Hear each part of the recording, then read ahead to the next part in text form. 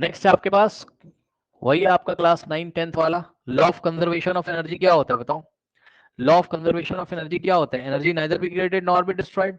ठीक, यानी कि जितनी एनर्जी जितनी एनर्जी पहले है उतनी ही एनर्जी चेंज के बाद में होगी। मतलब किसी सिस्टम में अगर कुछ चेंज हो रहा होगा तो टोटल एनर्जी रिमेन्स कांस्टेंट या रिमेन्स कंजर्व, है ना?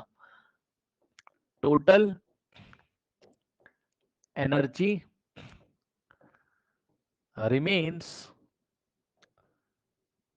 कंजर्व। मतलब कोई प्रोसेस अगर हो रहा होगा तो जितनी एनर्जी पहले थी प्रोसेस होने से पहले, energy before process is equals to total energy after process. Correct? Total energy before process is equals to total energy after process. ठीक, क्वेश्चन देखिए, क्वेश्चन दिया उसने आपको, the energy absorbed by each molecule if a substance is। अब यहां से कुछ concept सीखने को मिलेगा, ध्यान से सुनिए, कुछ कॉन्सेप्ट सीखने को मिलेगा क्वेश्चन से। The energy absorbed by each molecule of hydrogen, each molecule of A2, each molecule of A2 if a substance, if a substance is 4.4, if a substance is 4.4,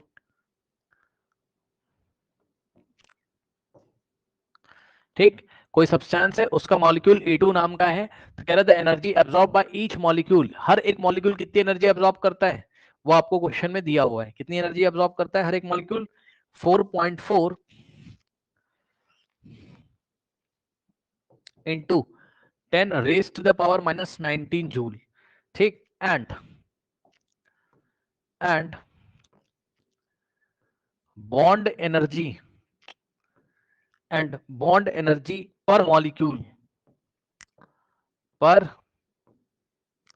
molecule is, ध्यान देना जरा, bond energy per molecule is 4.0 into 10 raise to the power minus 19 joule.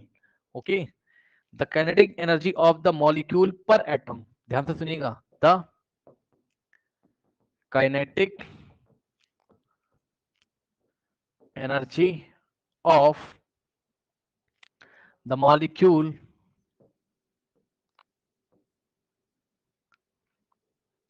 पर atom will be, per atom will be options, option A 2.0 into 10 raised to the power minus 20 joules, option B 2.2 into 10 raised to the power minus 19 joule, option C 2.0 into 10 raised to the power minus 19 joule. Next is option D. Option D is 4.0 into 10 to the power 4.0 into 10 raised to the power minus 20 joules.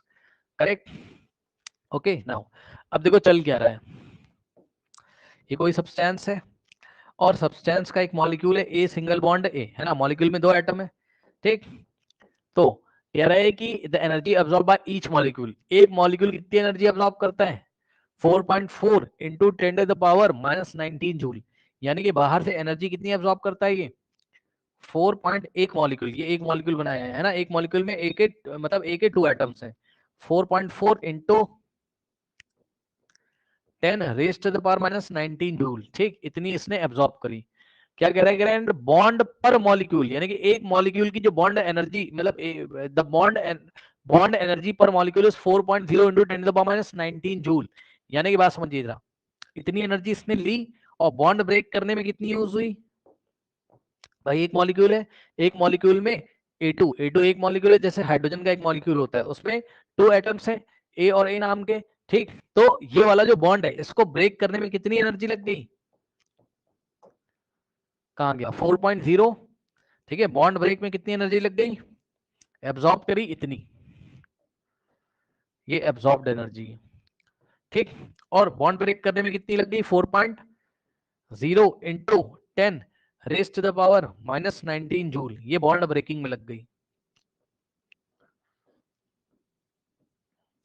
है ना, पर molecule. अब कितनी energy बची, तो law of conservation of energy लगाओगे, सुनो ध्यान से, इतनी ली, इतनी एनर्जी बॉन्ड ब्रेक हो तो कितनी एनर्जी बची, इसमें से इसको माइनस कर दोगे, अब वही बची हुई एनर्जी जो रिमेनिंग एनर्जी होगी वही इन दोनों एटम को मिल जाएगी, समझो, ये ऐसे निकल जाएंगे दोनों, ये निकल के मान लो इधर भागेगा और ये निकल के मान लो इधर भागेगा, काइनेटिक एनर्जी होगी दोनों के पास, मोशन में होंगे दोनों।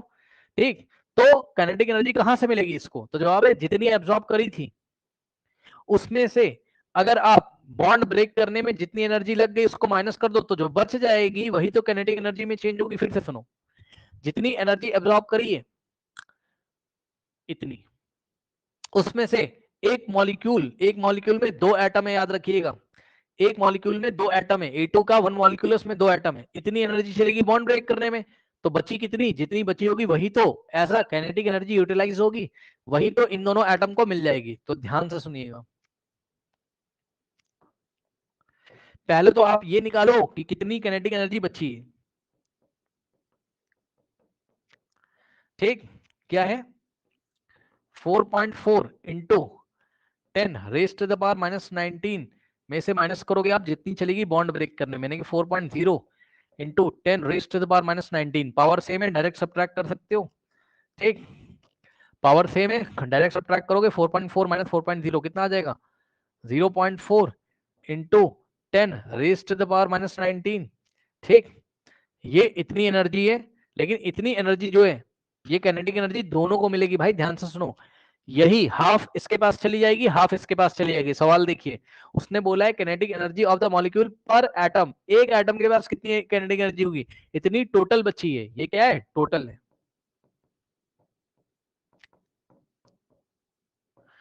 दोनों की मिला के, तो एक के पास कितनी जाएगी, ये भी ऑप्शन में देके रखा होगा, देख लो, कंफ्यूज करने के लिए दिया है क्या ऑप्शन में, कहीं दिया है 4.0 into 10 to the power -20, but ये आंसर नहीं होगा, आप इसका पॉइंट उधर ले जाओगे तो कितना आ जाएगा, ये 4.0 इंटू ये डेसिमल इधर लेके जाओगे तो 10 की पावर कितना आ जाएगा -20 जूल्स।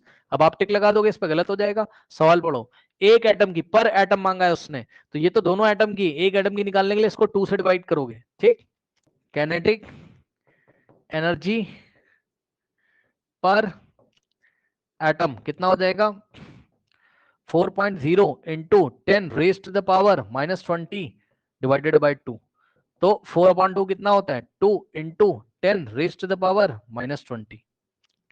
ठीक, option A is the correct option, joules.